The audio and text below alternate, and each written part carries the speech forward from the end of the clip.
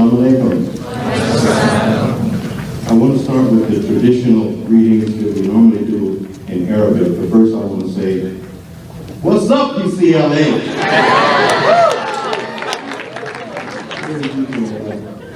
Bismillahirrahmanirrahim. Alhamdulillah. Alhamdulillah, alladhi ala al-Islam wa bayna qulubukum mu'minun, ashhadu an la ilaha illallah wahdahu la sharika lahu, lahu al-mulku wa lahu al-hamd, al-huwa ala kulli shay'in qadir, wa ashhadu anna Muhammadan abduhu wa rasuluhu sallallahu alayhi wa sallam. I am very, very happy to be here with you this morning, and I can tell that you're anxious to be here as well this early in the morning, but most of you are students, so it's probably a regular thing for you.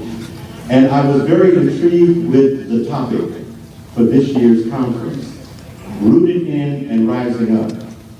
I want to take a little liberty as a guest of yours and say that when I came across the topic Rooted in and Rising Up, the thing that occurred to me is that you can't have roots unless you have seeds. And then in order to have seeds, since they normally don't appear arbitrarily, you have to have someone that has planted those seeds. So in my brief time before you this morning, I want to highlight and share with you some of the information about those farmers, those fadlas, those individuals that planted the seeds in the American soil, that planted those seeds that were able to produce roots, that planted those seeds that have now germinated into the generation that I see before me. In order to do so, and if you don't mind, I'm going to keep my focus fairly narrow. I'm going to be looking specifically at the contribution of Islam to the African American community and how it evolved within that community over time.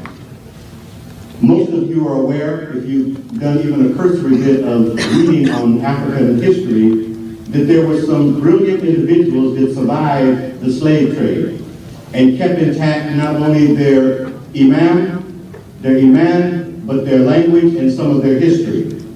That was not the case for the majority. So the landscape in 1900 was that just 53 years earlier, almost every black person in the United States was in some form of slavery. It's hard to wrap your mind around when you have to consider that black people were considered 1/3 of a human being. It actually took 3 black people to make 1 person. You also have to consider that there was a subtext. Pardon me. There was an undertone. And it had become so pervasive that even black people shared it with each other. And it went something like this. A black person is nothing, never was nothing, never gonna be nothing. Anytime you came up with any kind of progressive thought, this was the mantra. Don't even worry about it, brother. You ain't nothing, you never was nothing, you're never gonna be nothing. And that was the fruit that had come out of this slavery period. Allah subhanahu wa ta'ala is always in charge. And we realize that Allah says in the Quran that man plans and he is the best of planners. So in 1918, a man by the name of Timothy Drew, after coming in contact with Muslims in Morocco, returned to the United States and set up the first building or edifice where Islam was emanating from. He established the Moorish Science Temple in Newark, New Jersey. After almost 50-some years from Emancipation Proclamation and 379 years of slavery, finally again, the name Allah was being heard inside of the African American community. The name Muhammad was being heard inside of the African American community. The reverence of the Quran had returned. A few years later, in 1930, a man by the name of Master Farad Muhammad was seen in the streets of Detroit, Michigan, going from house to house talking to the residents, and he was sharing with them a very unique message. He told them, you have been told that you are nothing. I want to tell you, you are the descendants from kings and queens. You have been told that you have no contribution to society. I want to tell you that you have come from Muslims. He began to share information about the Islamic identity that had been attached to the majority of those individuals that had been brought from the continent of Africa. He had a very astute student. And in 1934, he emerged as the leader of what we know today as the Nation of Islam. That man's name is the Honorable Elijah Muhammad. He began to teach throughout the country, but he put his headquarters in Chicago, Illinois. Now, in those days, what they did is every time a new place was opened up, they gave it a number. So Master Farag Muhammad opened in Detroit, it's called Temple Number 1. Elijah Muhammad opened in Chicago, it's called Temple Number 2. And you will see how this plays out as we continue in our talk. The teachings of the Honorable Elijah Muhammad began to affect the mentality and the thinking of those individuals who had been relegated to slaves in this country. Although his teaching was focused on their mentality and their spirituality, it began to have collateral positive effects. He was arrested, and if you read about his arrest, it said he was arrested for contributing to the delinquency of a minor. That sounds ominous. I can see the headlines. Elijah Muhammad, leader of the Nation of Islam, arrested for contributing to the delinquency of a minor. I want to tell you what the charge was. He had taken his children out of the public school and decided to homeschool them. All of us are familiar with homeschooling, but when he did it, they said you were contributing to their delinquency by telling them that they are Muslims, by telling them they have an opportunity to be a positive contributor to society, by telling them you are not supposed to be acting like you are dejected and second-class citizens, and for that he was arrested, contributing to the delinquency of a minor. Eventually, his message reached even the darkest corners of incarceration, and a man that became internationally known as a representative for the Honorable Elijah Muhammad became a Muslim. I'm talking about Malcolm X. One of those little communities that had been established happened in San Diego, California. In 1949, there was a small group of Muslims that began to meet. But there was a quota that you needed in order for you to get a quote-unquote number. And so that particular community did not get their number until 1958. The individuals that had come together were a brother by the name of Yusuf, a minister who was the minister there named Henry Majid, and Malcolm X. And they received their number, and their number was number 8. That has a lot of significance to me because that place being there, and it's now called Masjid al-Taqwa. It's at 2575 Imperial Avenue in San Diego, still the same building. And because it is there, because it was there, because of the work of Malcolm, because of the work of Henry Majid, of Brother Yusuf, I was able at the age of 16 in 1962 to walk into the doors of that place and declare my Islam.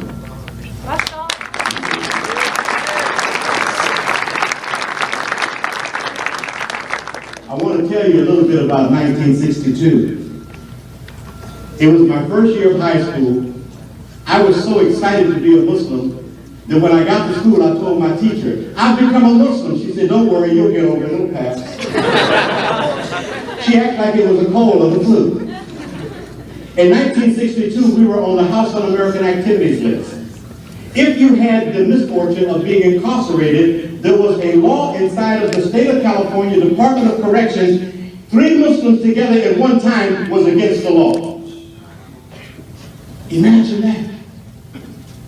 If you stood on one side of the street, and I used to sell the Muhammad Speaks newspapers in my suit and tie, and I could stand on this side of the street, and on the other side of the street was someone selling the Los Angeles Times, I would go to jail for not having a license, and he didn't need one. That was the landscape in 1962. We were told that what we were members of was a cult. It was a fad. It would fade away. But we persisted. In 1965,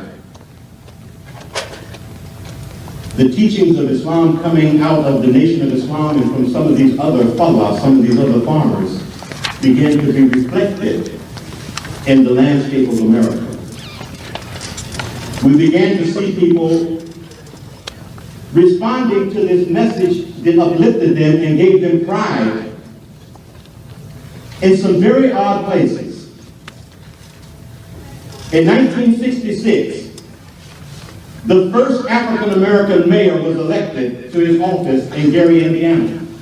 In 1967, the very next year, Ohio elected their first African-American mayor. In 1968, New Jersey elected their first African-American mayor. In 1969, North Carolina.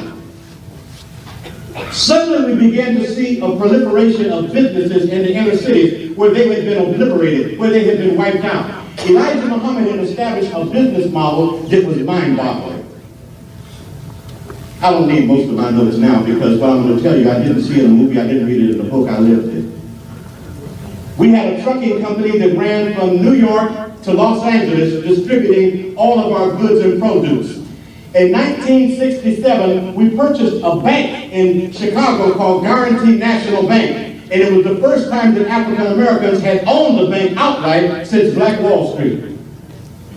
In every major city in the United States, we had a center for education called the University of Islam. We had Salam Restaurant. We had Your Supermarket. We bought land in Cassopolis, Michigan, and put a cannery there, and the beans we picked, we canned them there, brand them Your brand, and put them in Your Supermarket in every major city across the country. It was awesome. We had land down in Pell County, Mississippi, where we were raising cattle. You see, in 1962, there were no halal markets. There were no Islamic centers. There were no Muslim schools. As a matter of fact, I remember one time how we used to greet each other. It was so much pressure that this is the way Muslims would give each other the salam. Salaam alaikum. And then you answered, alaikum assalam. But when we saw each other, it was different. As the moderator mentioned, I've had the blessing of traveling around the world, literally, and watching how Muslims interact. And in 1962, when we saw each other, we were so thrilled to see another Muslim. We were precious to each other. We called each other, not just to hit you up, but to find out how you doing. We called each other because we cared enough that we wanted to know if you were all right. When we saw each other, we valued each other. Tell a brother, Salaam alaikum now. He says, I. Or you see a Muslim, Salaam alaikum. They say, we used to be so precious to each other that we rushed to greet each other in person and embrace. But that was in 1962. The effect of this teaching of Islam was seen far beyond the religious community. We began to see businesses throughout the community that were serving the needs of the community. There was a spike in the number of African Americans that began applying to colleges and universities who no longer believed that they were second class, but that they could actually achieve something. James Brown said in an interview, he met with the Honorable Elijah Muhammad one time. He said it was after that meeting that he decided to write his hit record, I Am Black and I Am Proud. Yeah.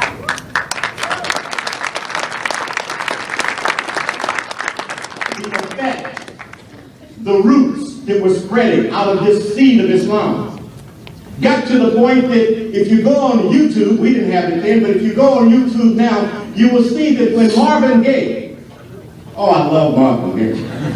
When Marvin Gaye decided to do his hit record, What's Going On, he did it wearing a poofy cap. Islam was starting to get into the inner workings of our society. Sisters were walking down the street in long, white flowing robes and their hair covered as they went to the temples and to the mosque. That's why you can wear a hijab today and nobody even pays attention, because these seeds were planted. These roots began to grow in the American soil.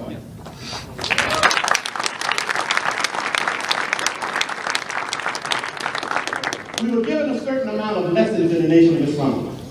One of those lessons in particular really stands out because it had three parts to this lesson, three questions. It divided up the world population into three categories and three groups. The first group was 85%, and the question in this lesson was, who are the 85%? And it says the 85% of the world's population are those individuals who do not understand how they have ended up in this position in their life where they are relegated to the bottom of the rung. They don't understand who is in charge and who has the power and how they can ever get power for themselves. Then it says, who are the 10%? You know them today as the 1%. These are the ones that wield power and then keep everything in balance so that they can stay on top and make sure that no one can successfully compete with them. But the most important part of that question was the last one, who are the 5%? And it said the 5% are the poor, righteous teachers of truth. Now there was a brother in New York City named Clarence 13X, and he heard that lesson. He had some differences of opinion with the Nation of Islam at that time, with the philosophy, so he left. And he established a group based on 5%ers are poor, righteous teachers, and they don't believe anything the 10% says, and they're not caught in the trap of the 85%. And from that group that he started, the 5%ers, we see that they have affected tremendously the society of America. I don't know if you're into hip-hop, and if you are, I don't know if you'll admit it.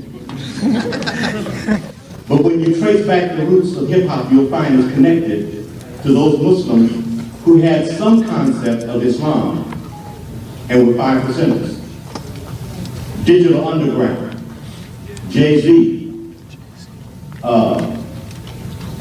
and several other groups. So what we're looking at is how we have these individuals who were seed planters. And they have planted the seed of Islam in the American society, and then we begin to see that seed take root and send out these roots that are affecting the balance of the society. We began to see movies like Superfly, where you weren't the maid, you weren't the butler, and you weren't the buffoon anymore. We began to see black people able to have starring roles. Esther Rollo, and That's My Mama, was a Muslim. So every time JJ said, that's my mama, that's what he was talking about. We began to see other individuals. Three's Company had Muslims on their staff. And many other individuals were affected by Islam as it grew throughout the African American community. In 1975, the Honorable Elijah Muhammad passed, and his son, Imam Tariq Muhammad, became the leader of the Muslim community. And what he introduced was a paradigm shift. He began to focus on the Quran and the Sunnah of Prophet Muhammad sallallahu alaihi wasallam, and to tickle our minds with the possibility of being able to take the Quran and apply it practically to our everyday life in the American society wherever we went. Just about 4 years later, Minister Farrakhan reconstituted the Nation of Islam. And hoping that neither of them really minded, I want to make you privy to a conversation between Minister Farrakhan and Imam Tariq Muhammad. And Minister Farrakhan told him, we're going to the same place. I just believe you're moving a little too fast, and I want to make sure that we bring along everyone gradually. And I have watched them move in that direction. What I have shared with you is the work of the followers, the farmers. But I want to give you a little bit more insight into the personality of a follower, because you may want to be one yourself. Every time we hear the adhan being called, we hear hayya ala salah. Hayya, hurry. But the root of that word hayya is high, it means life, so it means come lively. Come alive in your spirituality, but come lively. Don't drag to the prayer. Hayya, hurry up, let's come on and do this and worship Allah subhanahu wa ta'ala. So he's saying hurry to the worship of God. But it's a two-pronged statement, and it says hayya ala salah, hayya ala al-falah. Hurry to success. Arabic is not my first language, second or third language. I can keep on going. but I got an excellent Arabic dictionary. And the thing that I learned is that this word falah is connected to the word in Arabic for farmer. And that literally what we're saying in that adhan is we're saying hurry to a success that comes from cultivation of your life and reaping the fruits thereof. So I want to tell you about a falah. A falah is an individual who believes in the power of Allah subhanahu wa ta'ala to give life to those seeds that they are willing to plant. And they look for fertile ground. They look for individuals whose hearts are open. Allah subhanahu wa ta'ala says in the Quran, I revealed the Quran on the heart of Prophet Muhammad sallallahu alaihi wasallam. He didn't say I revealed it on his rational mind or his intellect. I revealed it on that sensitive part of him. That fertile ground. So a falah looks for that. A falah has to be courageous. Just in your mind, just consider this. You plant a seed in the ground, and then you stand up there watering it, and there's nothing there. You have to have the courage to tell people who tell you you're crazy and you wasted a lot of water. No, there's something there. And if you're just patient, and if you just wait a little while, it will come up. It took 30 years in order to see something happening in the United States after Noble Ali. It took almost 40 years to see the fruit of the work of the Honorable Elijah Muhammad. And now we're looking at even more years, but we're seeing a proliferation of the rewards of that work. So it takes a little time, but the falah has to have the patience to water every day. Water. Give that idea. Give that concept. Give that organization. Give that opportunity what it needs in order to germinate and to grow. The falah has to also watch out. You know, they had haters ever since Cain and Abel. Right in the Garden of Eden, there was haters. Cain killed Abel, he was a hater, man. You know? So the falah has to watch out. You see, there's a natural enemy to any plant or any seed that you grow. And the natural enemy is weeds. Weeds choke the life of plants.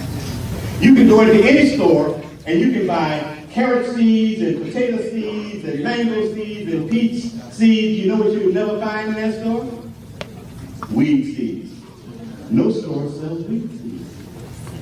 They're unwelcome, not invited, but they show up. So a good falah looks out for the weeds that choke the life of plants. You may not know how to recognize a weed, so I'm going to help you out. If you tell somebody, you know what, I finished my MA degree and I think I'll get my PhD, and they say, you're getting a little too old for that, aren't you? You're listening at a weed. Tell someone, I graduated and now I want to take the knowledge I've gained and go into the inner city and start helping people with it, and you would hear somebody say, they'll never be able to welcome you there. You'll be a stranger and outsider. You're listening to a weed. Tell somebody I would like to help the sick, the homeless, the hungry. And they say, man, them people, they don't care about you, man. You think they don't appreciate you? You're listening to a weed. Weeds choke the life of plants and ideas. So a good falah knows that. I would like to tell you that a lot of work is going into you being here today.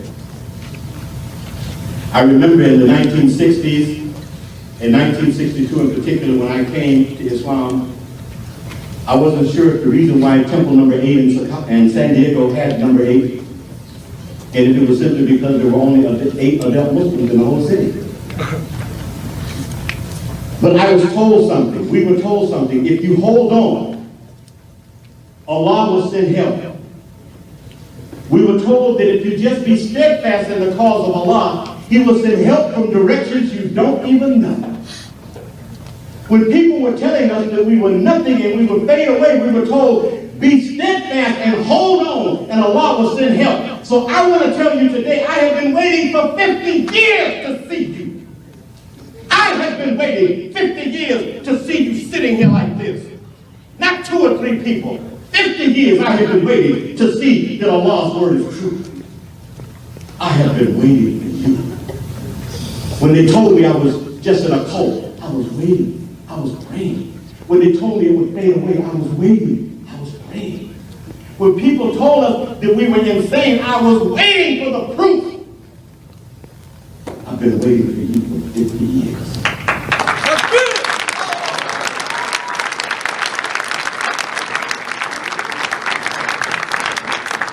So don't you dare act like you're confused or don't know what to do.